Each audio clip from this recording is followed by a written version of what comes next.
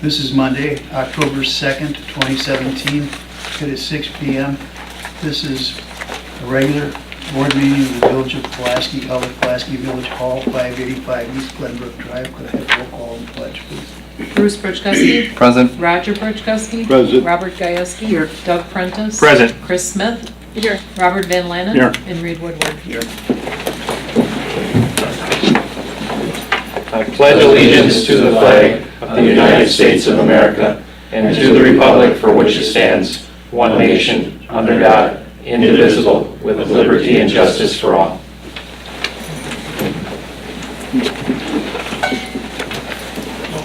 Could I have a motion to approve the agenda as presented? So moved. By Doug, Second. by Bruce. All in favor? Aye. Opposed? Motion carried. Item number 3 is to open up a public hearing on the draft Village of Pulaski Comprehensive Plan update.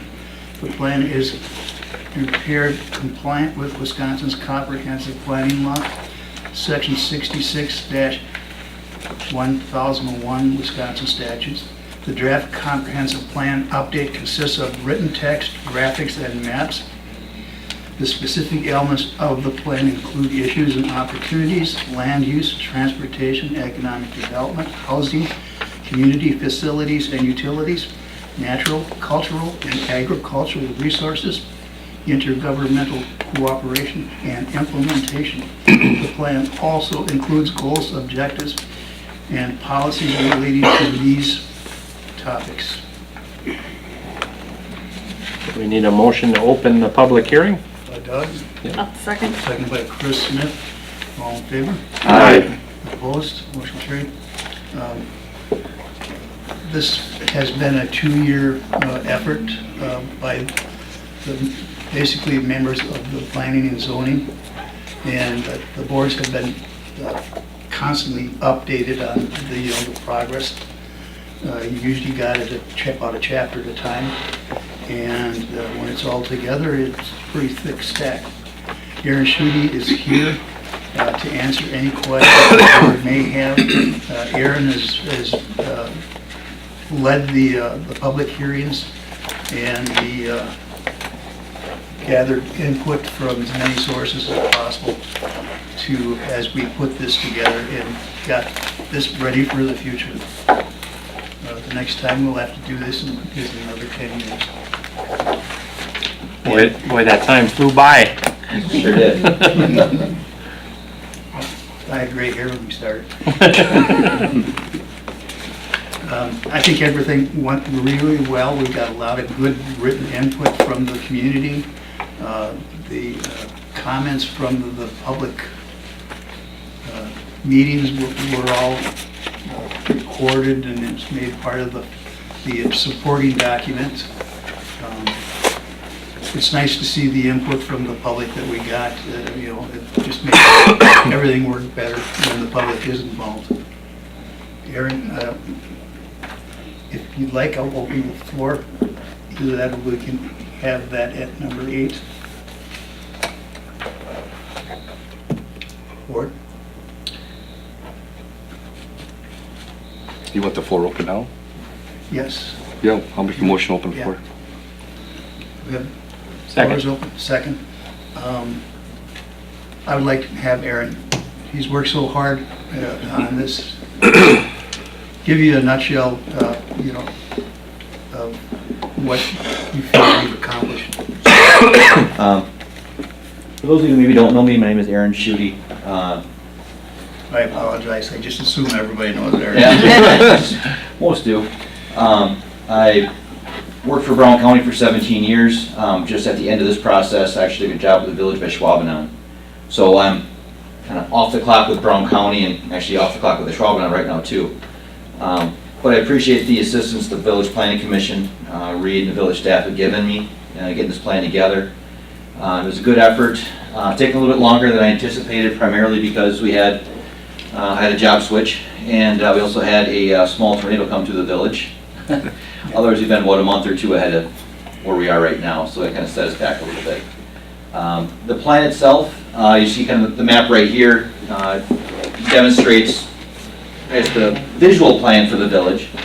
The map itself as a planning tool is useful, but I guess the real power of the document is in those goals, objectives, and policies that Reed alluded to in the intro. That's what really sets the course for the village and the overall bones for the plan. Those were developed based upon the public input session we had way back at the beginning of this process. I believe that was February of 16. Yes. So we took that input, developed those goals, objectives, worked with the planning commission to develop the chapters throughout, update all the information that was in there from last go around. One item we found to be really useful last go around was the development of those economic opportunity areas, or in the land use chapter, the opportunity areas, to help potential developers focus in on certain areas of the village and be very specific in what the village would like to see in those areas. That way, when a developer is looking at the comprehensive plan, and they do look at these plans, they know exactly what the village is looking for. So they're not going to bring forth a industrial plant for the south side of Crest Drive. They're looking at it saying, our village is looking at residential areas, and I get that. But north side of the village, business park up there would be a great spot for it.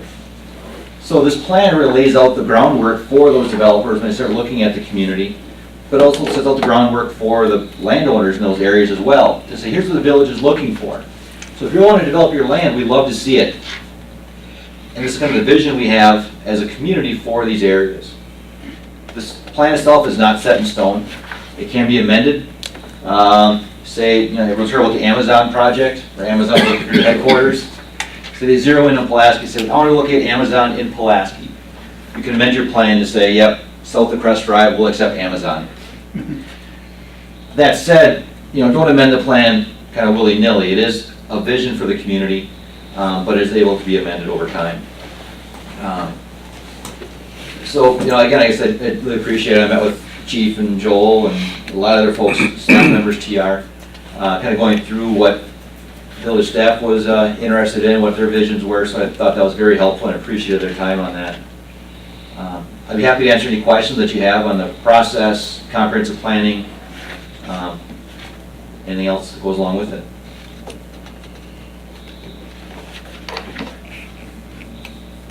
Was our last plan this thick? Were we close to 200 pages with the last one as well? Yep, you are. Yeah. When you start talking about the 9 elements, and each chapter has certain requirements in it, it adds up in a hurry. I know I drop off these chapters. Planning commissioners look at it and like, there's a lot in here, and there is.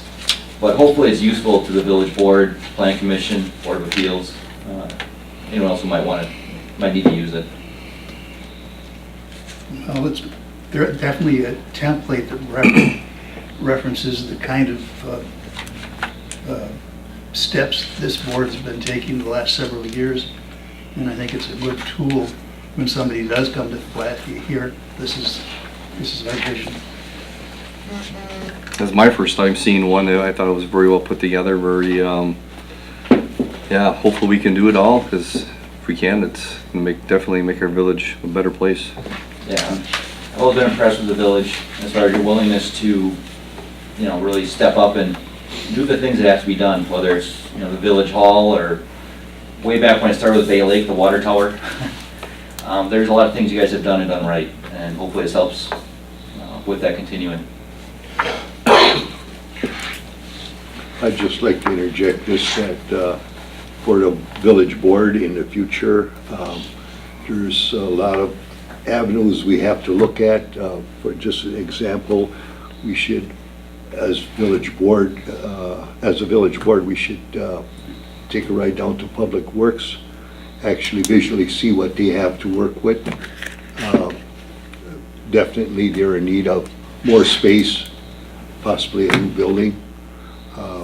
Bruce and I discussed one time, there's some land here right next to the village hall now that I think in the future, if the fire department expands or the fire department rescue squad joins, that would be a prime piece of property. There's a lot to look at. And we could go on and on, but we really have to be open-minded. And worried about the budget coming up this year too, because that's gonna be a headache. Okay, could I, any other, thank you, Roger, anything else from the board before we close the public hearing? Nice work, Aaron, again, Thank you, appreciate it. and congratulations on your, Thanks. Okay, could I have a motion to close the public hearing? So moved. Roger, I'll second it. seconded by Bob Pulaski, all in favor? Aye. Opposed, motion carried. Hmm. Close the floor, yes. And now, motion to close the public hearing on the draft comprehensive plan. Thanks, appreciate it. so moved. By Doug, I'll second. seconded by Chris Smith, all in favor? Aye. Opposed, motion carried. Item number 5, to approve the minutes of the regular board meeting of September 11, 2017. For the reading So moved. by Bruce, I'll second. second by Roger, all in favor? Aye. Opposed, motion carried. Item number 6, persons desiring to be heard. Persons desiring to be heard. Persons desiring to be heard. There being none, we'll move on to item 7, discuss and consider trick or treat date and time for the village of Pulaski. Please note that Halloween is on Tuesday, October 31st, 2017. There is not a soccer game that night. And we moved it for the first time in my recollection last year. And I got more interaction from the community than I've ever gotten on anything I did as a police chief or as village president. And so I passed around a little Facebook post from Smirava's Bakery there, say, please have Halloween on Halloween, trick or treating on Halloween. I've heard both negative and positive from it. I don't know. Almost 90% of them against moving it, because we've always traditionally held it on Yeah, Halloween. right. Boy, our candy was gone a lot quicker than it ever was. I think a lot of the surrounding communities that don't have it on, or have it on Halloween, said, Yeah. okay, They let's, took Pulaski's advantage of wide open. generosity. Yep, I only had 2 kids last year, so. that was up 112% from last year. Did you ever make a candy run? So I guess I'm politely begging that you consider having trick or treat hours on the 31st, the traditional date. And in light of, it's dark, I'd like to be able to start at 3 and finish at 6. It's like give the little kids a chance to get out before it gets dark and dangerous. I'll make that motion. But Roger? Can I just? Sure. I'm thinking about the time. Yes. Is that a good time for parents at work? I Well, mean, a lot of them there's don't get up never at good- 3. There's never a good time. No, that was the feedback I got last time too, because we did it on Sunday, it was just more opportunities and you go later now, you're gonna be in the darkness. Most of the people that are the most excited about trick or treating are the ones that are 4 to 6 years old. Sure. And they go early, and they're home before it's dark, which is dark at 4 o'clock, and that's why. All our I'm schools We in used the to saying- start at 4, I'm just saying, parents, there's a lot of parents that don't get off until 5, I get that. and then you only give them an hour. That's not very long. Yeah. I don't know, Doug, what do you think? Yeah, so the kids are out of school just before 3 o'clock, but by the time they get home, get suited up, It's a quarter after. yeah. My wife and I were thinking maybe 4 to 7, give that 3-hour window, or at least 2 hours if you're at home and ready to go at 5. But then again, we got dark streets and, Halloween's always been in the dark. yeah. I mean, and that was the fun part, Yeah. wasn't it? Yeah. So, I mean, I don't have kids, so it doesn't really matter to me, but I think of the families that don't get out till 5, and then they don't have an opportunity. So, I know that would have been my complaint, because I never got done working before 5 o'clock. It probably So- doesn't get busier at around 5, that's when you see probably the bulk of the people, Yeah. what I've seen anyway. I'm just Five- bringing it up. 5:30. I think that's important, but it's whatever everybody else thinks. Yeah, I was leaning towards 4 to 7 when we chatted this morning. I'll withdraw that motion and I'll reinstate the motion stating that it should be on Halloween night from 4 PM till 7 PM. I'll second that. Okay, any other discussion? All in favor? Aye. Opposed? Motion carried. Item number 8, the open house draft Village of Comprehensive Plan update was held on September 20th, 2017, and it was from 5:30 to 6 PM, and we only had 2 visitors that weren't board members. At least we had visitors, and everything went well. There was no action necessary that come out of that open house. But now we, on number 8, we consider to approve and adopt the Village of Pulaski Comprehensive Plan update, and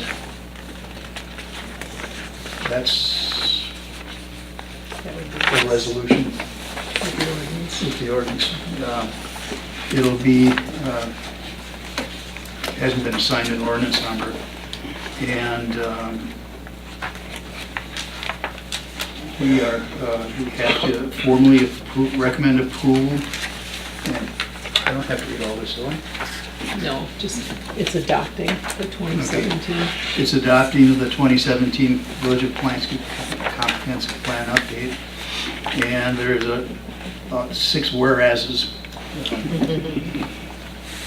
And Bill, this is just a formality, correct?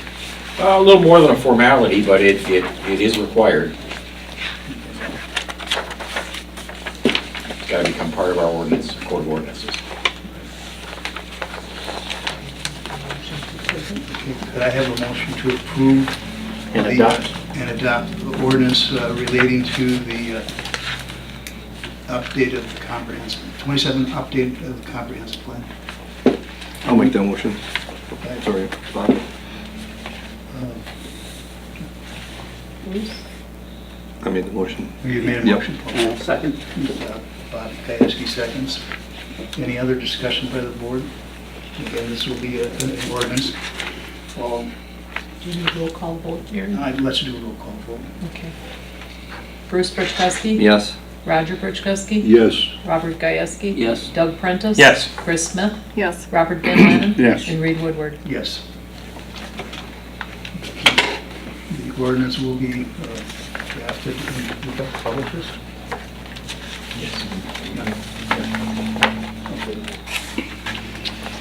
Next is Planning and Zoning Commission of September 20th, 2017.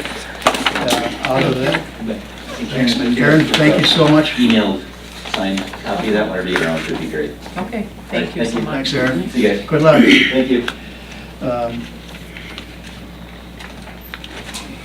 There was a recommendation of approval for planning and zoning to rezone parcel BP 29-1-4 from B3 Professional Office District to R2 Single Family Residential. Now, this is the old Bellin Health Clinic. The people, Jerry and Laura Brown bought it and intend to convert it back into a single family residence. And that's why they requested the zoning change. We essentially did the same thing for the old village hall. And that was, it's all surrounded by R3, so anyway, it's gonna be a good fit. Yeah, it's completely surrounded by residential, so it's not too out of the normal, that construction, nice brick construction, and just a little taller than most of the homes there. Kinda cool to see when that's done too, but Yeah. it looks like inside.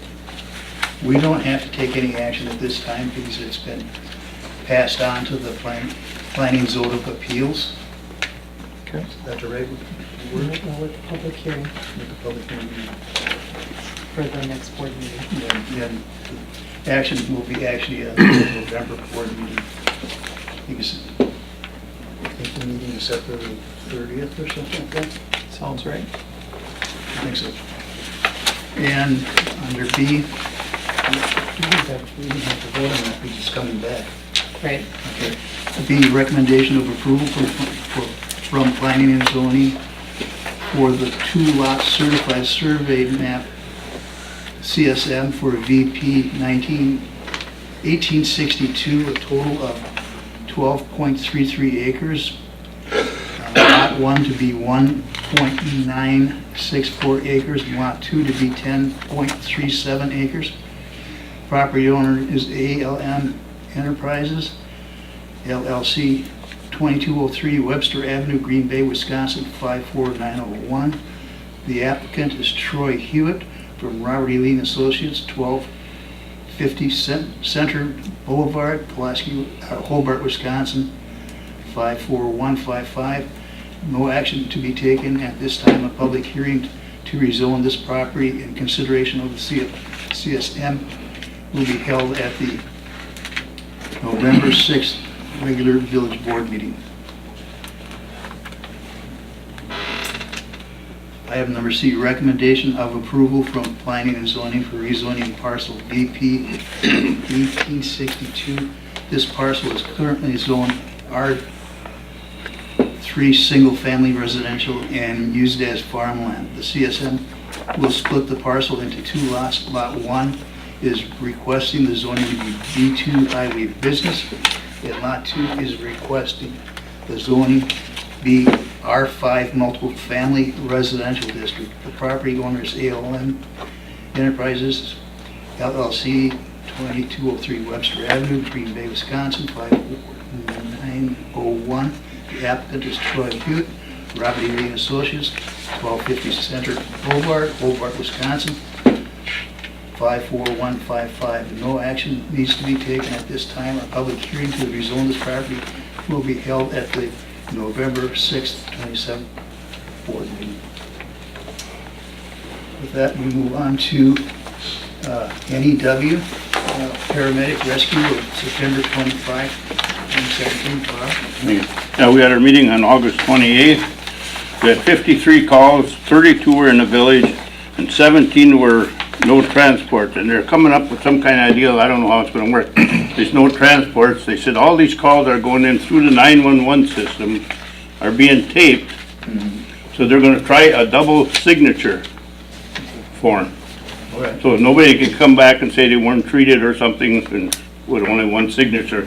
They're gonna try a double signature form and see if that'll cut down on some of it. Hopefully, because there was a lot of no transport for sign releases at the scene. From there, we went right into the budget. And the first thing that we discussed the non-resident fee and a fee for the disabled and the senior centers and all that.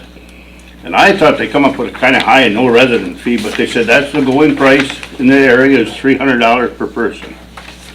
$150 for these invalid assistance, stuff like that.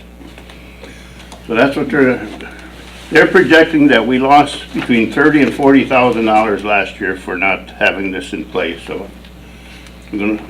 And apparently. So then there was a big discussion, you know, if your son comes in and gets transported, well, it's your son, do we charge him, do this? And they said the only best way to do it, because you're coming a lot of problems, if they don't have a mailing address in your service area, they get charged a non-resident fee. They have to have the address inside the service area. Bill, this is common in the area? Yes, it is. That's It is common, yes. That's what so then we went into the budget. Boy, did we started out, they're raising the month from $1,250 to $1,350 for ambulance. And they said they can raise it all they want, but Medicare is only gonna pay you so much, and that's what they pay you. And then they approve so much and only pay 80% of that, so they raise it, that's the amount that they raise it. The management fee, they went up 2.9. Then here was the big one. For 42% on the reserved adjustments. In 2017, we had 40% we budget that we would lose $155,000 and we're behind the net. We raised it to 42%, so this year, or 2018, we're projecting we're gonna write off $192,000 that we aren't gonna collect. So, what we're gonna do about it, I don't know, but that's, so we went through it all. They figured every different way we could do it. And we ended up, we're reducing the per capita by 26 cents per person. We're dropping from 16.40 to 16.14 per person. So the village of Pulaski had, what did we have? We had a gain of about 15 people. I talked to Jody and she said that'll amount to about $600 for the year for our decrease in our assessment for the rescue squad. The only thing now, this is just an operating budget. The board still said we have to assess a $3,000 equipment fund fee for all communities to be paid by July 1st to keep the equipment fund moving. So that we'll have to, I don't know if we'll get any refund back this year or not. The way it looks, it's going to be close. So I don't know if we put it in the budget or how you want it to work. So that's about, the only other thing, and I never noticed it until they mentioned it, our flagpole got bent in the storm. I didn't notice that one, but I did notice the fire department really took a beating on it. Yeah, and on the top, either the rollers got broke or they're somewhere, and they're gonna try and get somebody with a lift to go up there, because they don't have nothing that they can get up there. So they're gonna try and get somebody with a lift to go up there and see what happened to it. They said they can't straighten the pole, and it really isn't, when they tell you it's bent, when you go by, you notice it. But Otherwise not. otherwise, I don't think you'd notice if you went by, unless you're I'll really. notice it tomorrow. Right. Notice it tomorrow for sure. Yeah, it's bent way down a little bit, but it really isn't that bad, so. That's about all we had. The budget was a long part of the meeting, so. Thank you, They Bob. tried to keep it, they started out with 32 cents, but they said they had to get that reserve adjustment up, and that's where they changed them. That was it for us. Okay. The fire department board of directors of September 26, 2017. It was a very long discussion. We got a letter from the state of Wisconsin Safety and Professional Services Division of Industry Services from Carl L. Frisk, and he is the fire protection coordinator. In a nutshell, that two-page letter basically said that we get 2% insurance reimbursement, which